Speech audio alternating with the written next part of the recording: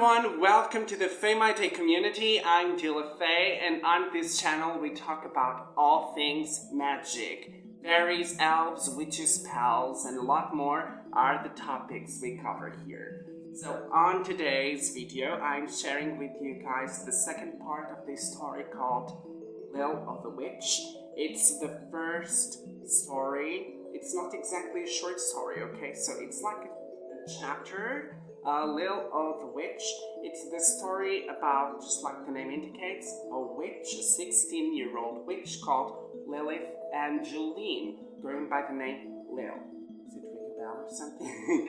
Anyway, so I hope you guys enjoy it. This is The Lady of the Elements. It's a series of stories based on, inspired by women who have inspired me as I grew up and became this person in front of you.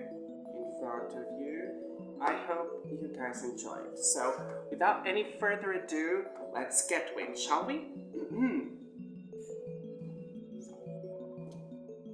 Wand at the ready, and a little flame prickling in the palm of her other hand, Lil held her breath as she neared the footsteps. In spite of the still bright sunlight outside, it was incredible how their house could look so dark. Such was the chaos blocking the windows here and there. Lil would have thought about her mother's reaction when she walked by them, if it wasn't for the shape of a man standing right in front of her, his face hidden in the dark. "Ah!" screamed the two of them. Annabelle had just jumped on the intruder's head and was breaking him with all her might, clucking ravenously. The man seemed to have struck her hard in defense, for the chicken cried in pain as she was sent into the air and fell with a muffled thud. "Annabelle!" Lil shouted, her eyes burning with rage. The witch conjured a huge fireball from her hand, and with their mother's wand shot it against the man, but he dodged it. The hurried footsteps from upstairs announced his brothers wolfing his way down into the fight. Soon, his eyes, usually of a delicious honey that made boys and girls alike melt, were glistening a pale yellow in the dark. "What the hell are you doing here?" Carl shouted as he jumped on the man. Lil kneeled down and took Annabelle in her lap, as the wolf boy grabbed the man by his collarbone and pushed him against the wall. He's quite too muscular for a teenager boy, weighed on his opponent like a mountain rock. "What were you gonna do to my sister, you punk? Huh?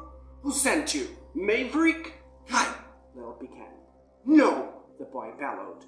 "I'm sick of these fucks coming to our house and fucking with us.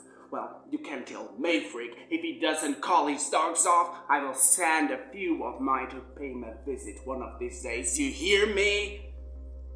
"I do not know any Maverick," began a cool, slow, emotionless voice.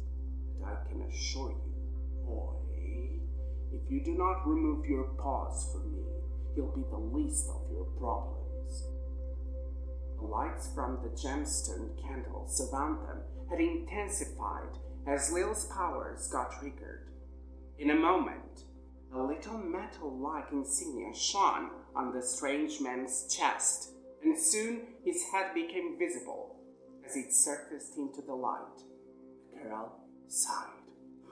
"Kyle, stop!" "Oh, you think you're tough, do you?" Kyle asked the man on the floor, ignoring his sister. "Kyle?" Lil's voice was trembling, such was her horror. "Let go of him right now. You're making a mistake. He's not who you think he is. He's going to be an example for anyone who tries to mess with my sister ever again. Are you listening to me? What are you smiling for?" "You should listen to your sister then, boy," said the man, giving a little emphasis to the word sister and boy, as he delayed his eyes on the girl's flat chest. "God, that's enough!" Lil sounded as though she had ran a marathon. "This is none of Maverick's men. This is Mr. Phoenix. The girl looked at her feet. My manager. At this, Kyle released his good-for-nothing adversary, horror-struck.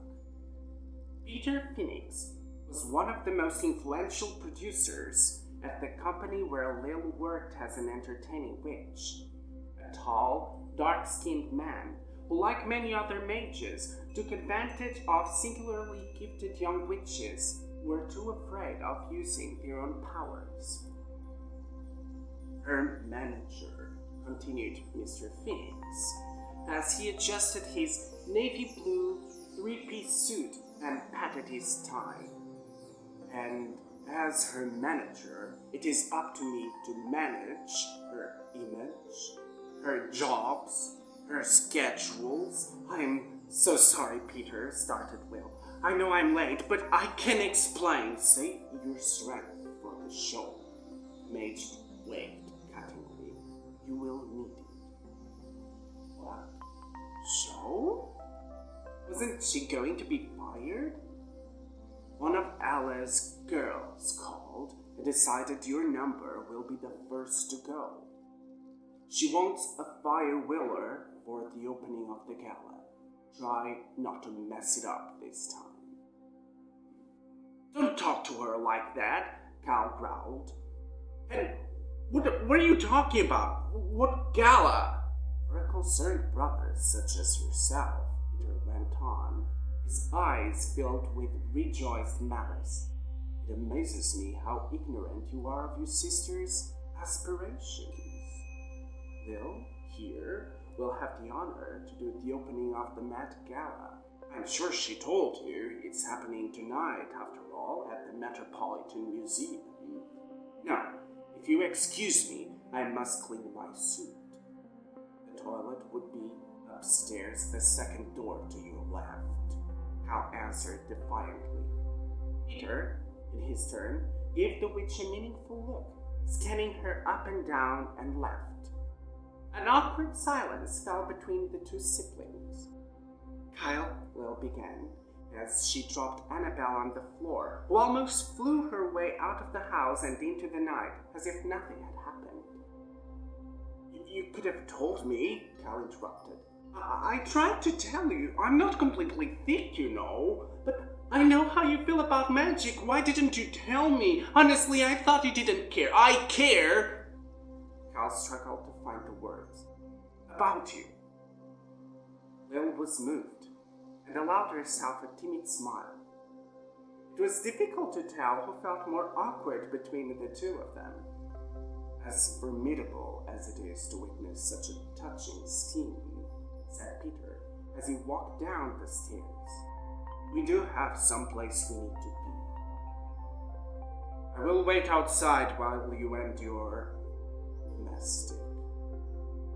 In a different circumstance, Kyle would have chased after him and wolfed him off for good. Instead, he glared, and Lil was brought to notice her little brother spotted Peter's bad attempt of a joke. Kyle, I want to thank you for you go and smash it, girl, he interrupted. I'm sure you'll be formidable, and... Yes? Try not to burn anything this time. I could swear I smelled fried fly when I was in the shower. They stared at each other and laughed. Then, after a confusing moment when neither of them knew whether they should shake hands, high-five, or kissed, they hugged. And parted different ways immediately. Lil through the main door, Kyle the back one, only to remember he still had to finish his shower, and back upstairs he went, closing the door shut behind him. Came back for her boots. She was still wearing her slippers. Outside, the garden was still a ruin of its former self, a memory of the last time they had a visit from Maverick's men, a much too feared gang of werewolves who had gone rogue and had it in for a little.